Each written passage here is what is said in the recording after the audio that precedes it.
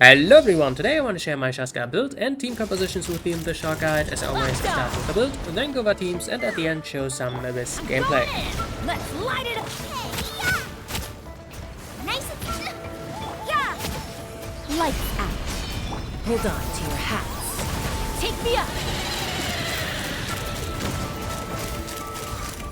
Her build is actually a little bit more unique than I would have guessed at first. As almost any DPS character, she uses high crit damage, but she also gets the 40% free crit rate from the Obsidian Codex set, which means ideally you want to stay below 60% to not waste any stats. But she also gets free crit rate from her Ascension, so that's actually kind of hard to do. As you see, I wasted 5.7% here. And then she has a very high attack because she uses an attack percentage cap. That's because she uses so many different damage types that you don't really want a elemental damage cap. And then for the talents, of course, the elemental skill is the main gimmick about this character, so level this one up first. The burst skill also does very nice damage, so might as well level it up next. And then the normal attacks are kind of worthless, so just ignore them. As for Constellations, honestly it's nothing too surprising. I feel like they have a little bit of a theme going on with the Netland characters, with the first two improving the elemental skill, with the extra elemental conversion chance for the bullets, and then some extra damage that can proc. And then Constellation 4 is always these extra energy and damage procs for the burst skill, and then C6 for Chasca is actually quite interesting because it might actually majorly affect gameplay with a decreased charge time of her elemental skill, and she can enter a state where she can actually fully charge it and shoot it instantly. As for weapon options, there are actually quite a few good 4-stars. Of course, the craftable weapons from Natlan, even from Inazuma, the Hamayumi with the extra charge attack damage bonus does a lot for her. And then I like this event weapon too because it has some elemental mastery, and Chasca basically triggers elemental reactions by herself. So I think elemental mastery is quite decent value. If you have 5-star options, like I'm using the Skyward Harp for example, but if you have crit rate on your weapon too, you have like almost no wiggle room left for your artifacts if you intend to stay below the 60% crit rate. Otherwise, if you have an Amos bow, it's definitely a lot better of a choice in my opinion. As for artifacts, we already covered substats earlier. As for main stats, it's definitely attack percentage on the Sense and even attack percentage on the Cup. I actually stood corrected here because she actually does very little anemo damage in the grand scheme of things. Like the elemental converted shells of hers are like 3 times the damage, and she can do like 3 to sometimes even 4 different types of damage, so attack percentage is just way higher value. And then crit damage on the last slot, it's almost impossible to fit like crit rate on her, so I wouldn't even worry about it. And then of course, in the beginning, if you don't have the Obsidian Codex set yet, you can obviously go with the Wanderer's Troop, but eventually it's so high value you want the Obsidian Codex set. As for team composition, Chasca is obviously a main DPS requiring a lot of field time, which means you mainly want to pair with sub DPS and utility characters. She also synergizes with 4 different elements, them being Electro, Hydro, Cryo, and Pyro. Ideally, you want to have the 3 of those in the remaining 3 slots, but I guess like 2 of them is also okay. And this also means that whichever elements you pick, Chasca deals damage of that elemental type. So again, she does a lot of different elemental type damage, which means there's one character that almost feels mandatory because one, she is a Hydro character, which is already synergy, but she also increases damage to everything, including Anemo, which is also a part of Chasca's damage types. So again, Farina is just amazing synergy here.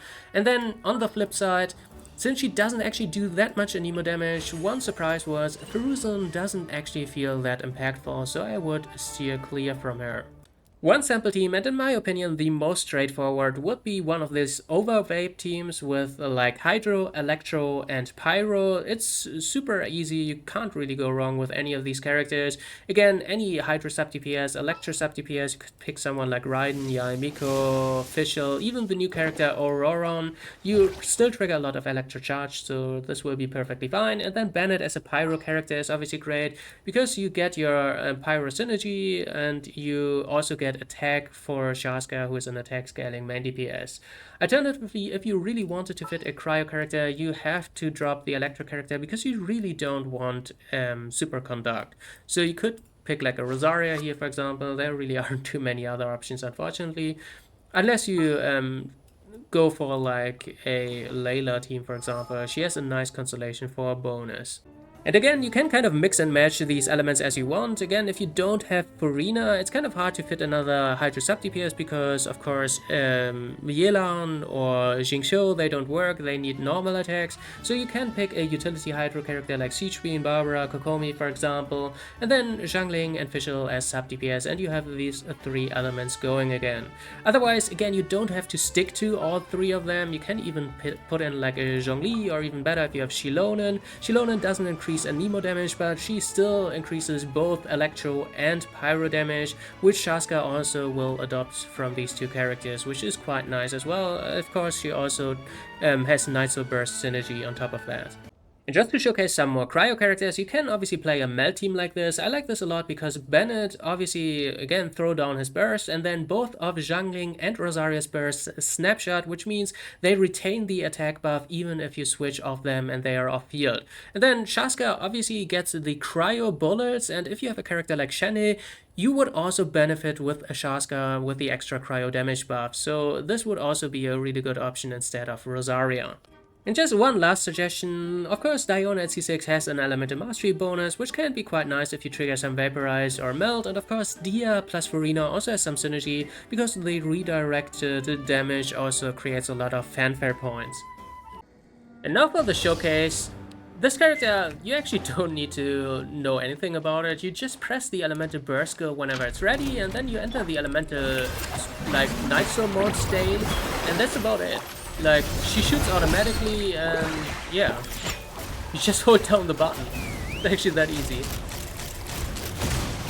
And once you are about to run out of the Nitro mode, as it's about to happen now, okay, it died first, but she actually just shoots once to clear out all the bullets that you have loaded, so you don't even have to like keep track of your Nightsoul meter. Everything is just fully automated, and yeah, this character is actually as easy to play as it gets, like probably the easiest character in the game. And for now, I'm just gonna leave you with some Abyss gameplay and come back at the end. Let my name echo in song! Everybody stand! Oz, reveal! Hold on to your hats. Take me up! Open fire! Locked on! Bullseye! Yeah! Time to shine! Teamwork is dreamwork! Shadow! Ha! Open fire! Open fire! Locked on! Alright, we made it to the end. I hope this gave you some inspiration for your own bits. Stay tuned for more videos. Until then, have fun and bye bye.